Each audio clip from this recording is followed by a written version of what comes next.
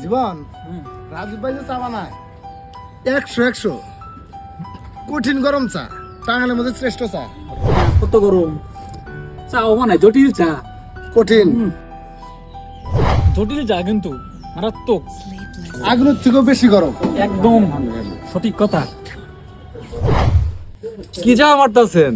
দিনে 100 কাপ চা খায়, তাতে কিছু হয় না? এটা কোন গরম হইলো?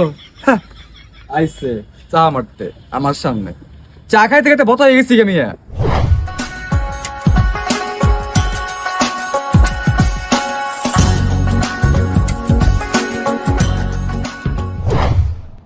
রাজীব ভাই যে চা বানাইছেন দেখ রেখে দেবো। কয় কি